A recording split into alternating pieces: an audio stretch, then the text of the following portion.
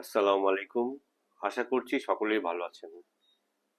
মাগুরায় class থ্রিতে পড়া একটি মেয়ে, বয়স 8 বছর, মর্মান্তিক ধর্ষণের শিকার হয়েছে। বিষয়টি খুবই দুঃখজনক। একজন পুরুষ মানুষ হিসেবে আমারও খারাপ লাগছে। কিছু বিকৃত পুরুষ মানুষ যারা বুড়ো হয়ে গেছে, যারা নারী ও শিশু এক করে ফেলে, যারা সমাজের জন্য কুলাঙ্গার, তারা এই কাজটি করেছে। আমি অনুরোধ করব, যারা বিয়ে হয়ে শ্বশুরবাড়িতে যাবেন, যাদের বোন রয়েছে, কখনোই শ্বশুরবাড়িতে আপনার বোনকে নিয়ে যাবেন না। অনেক সময় বিয়ের পরে শ্বশুরবাড়িতে বোন বেড়াতে যায় বা বোন বিয়ের সময় যায়।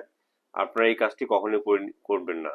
আর আপনি যখন বিয়ে হওয়ার পর একজন নারী হিসেবে শ্বশুরবাড়িতে গেলেন, আপনার শ্বশুর কেমন, আপনার হাজবেন্ড কেমন, তাদের মন মানসিকতা কিরকম, তাদের চরিত্র কেমন, দ্রুত বুঝতে চেষ্টা করবেন।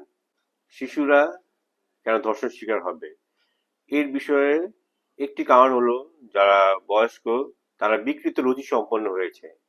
তারা বিয়ে করেছে বা বিয়ের সময় চলে গেছে। এখন তারা হয়তো অশ্লীল কিছু দেখতেছে বা যে কোনো কারণে তারা বিকৃত রুচি সম্পন্ন হয়েছে। তাই তারা একটি শিশু, তার দিকে বিকৃতভাবে নজর দিচ্ছে।